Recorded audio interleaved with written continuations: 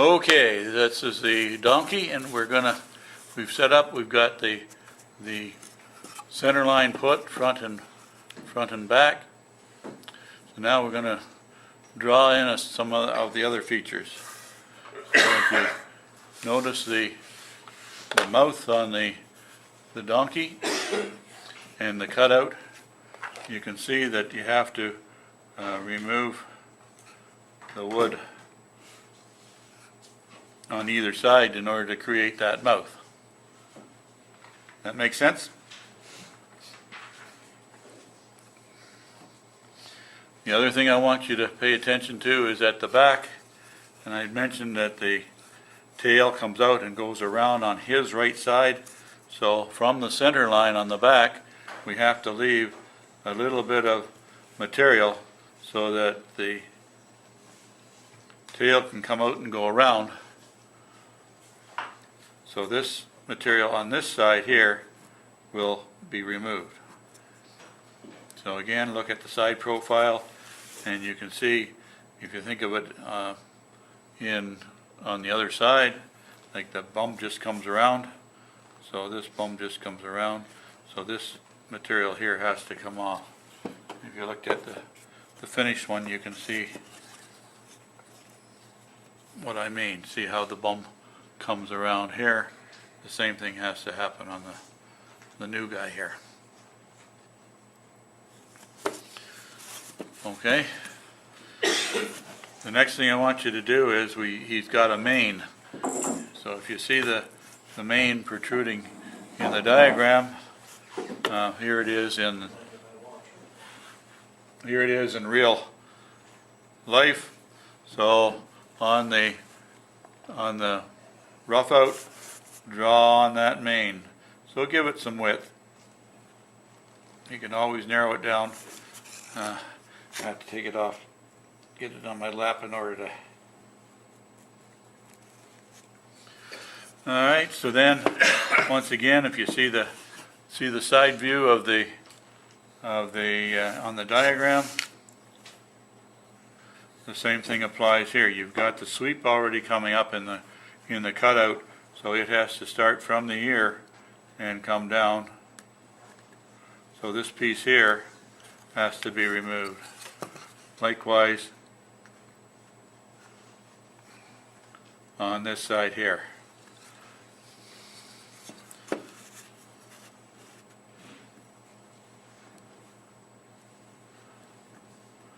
Alright, so that we'll leave it at that for now, and I'll just be using a V-tool and a gouge to remove that material, and just take your time and we'll go from there. So let's look at the finished guy here for a second.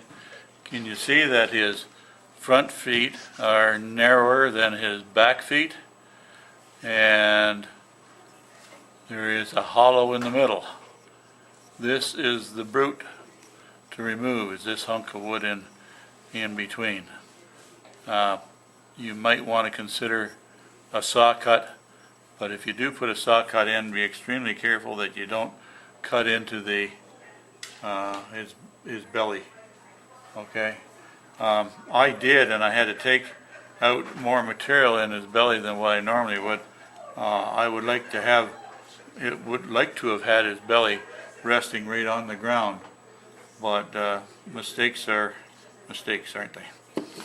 So if you take a look at the diagram, you can see that that's identified in the diagram right here. See the 2 feet? The feet is here, and the other foot is here.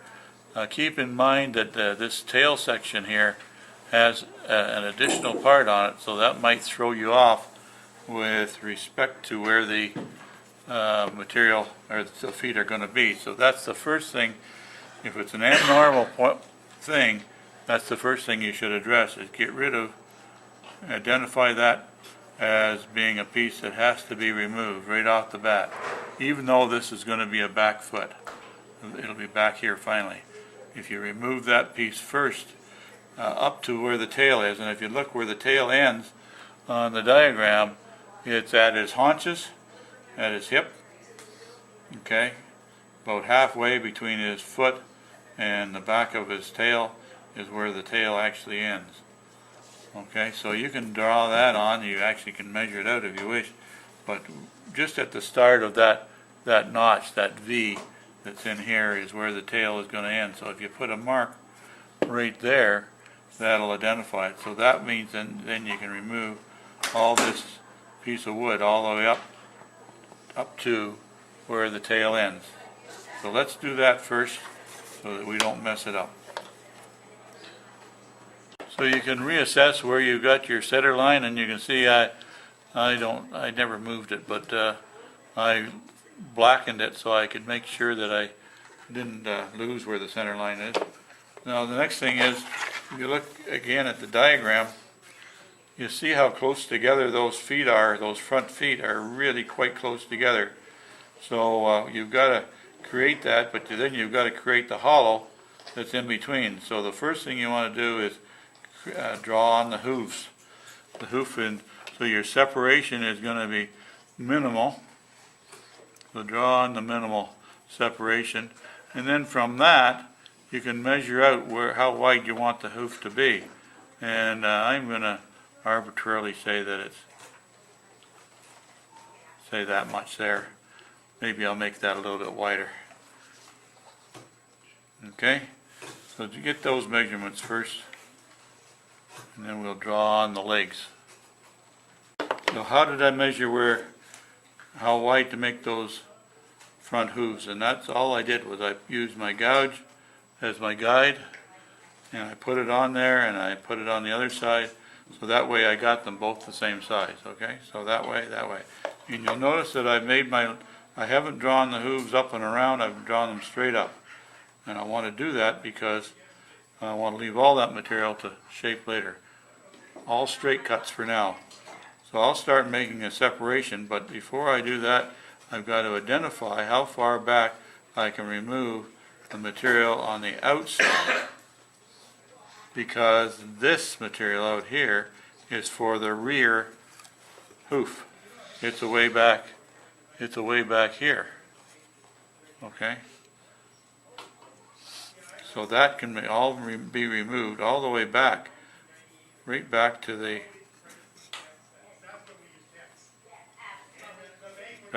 other hoof, back here, way back here. So I'll do one side, and then you can see it. I'll just use my big gouge to remove that. And once again, it's easy to remove the wood because the grain is up and down.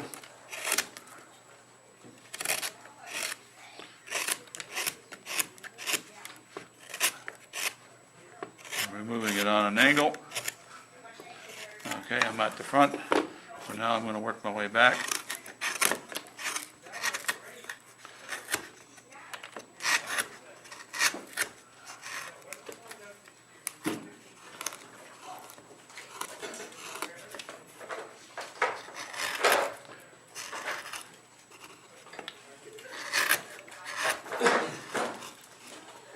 So in relatively quick order, you've removed the wood on the side, and now you've started to create the other hoof, the rear hoof at the back. And eventually we'll have to remove a lot of the material in order to get back into the leg, but for now that's a good start. So I'll do the other side. Okay, I'm going to talk about the legs for a second.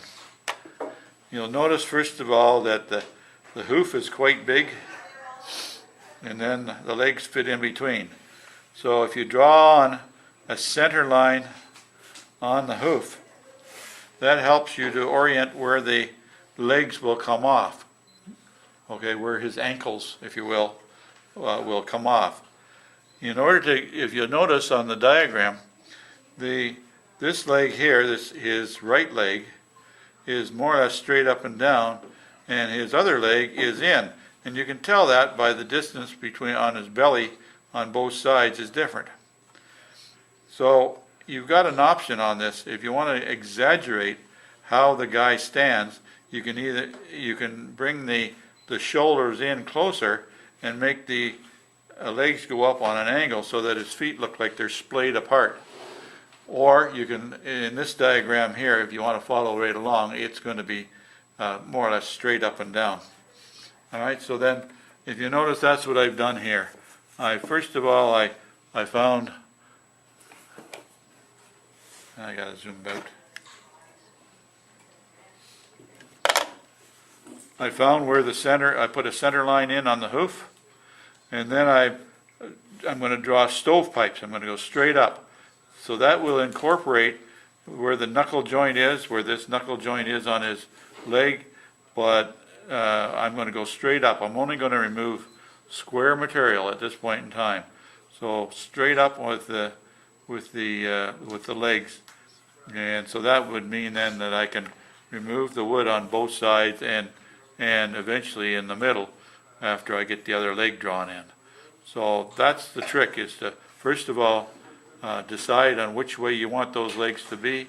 Either the hoof could be closer together and give him more of a pigeon-toed effect, or splayed apart as if he's half drunk and he's having to put his legs wide apart in order to maintain his balance. But either way is quite sufficient. I mean, I guess you could have one way and one, have them both slope the same way if you wanted to as well. But either way, so I'll draw that on and we'll go from there. So there's a lot of marks.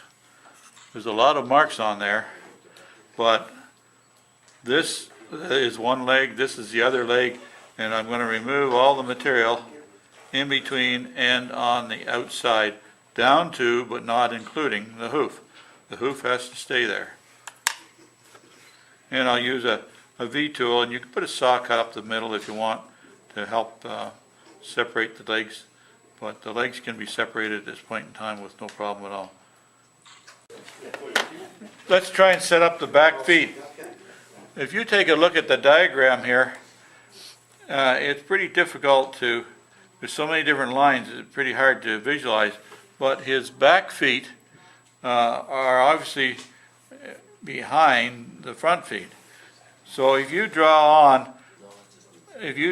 on his back foot there, as if you're looking through it, if you had an x-ray and you were looking through it, so that would give you an idea of where that lines up and how much wood you have to take out in between.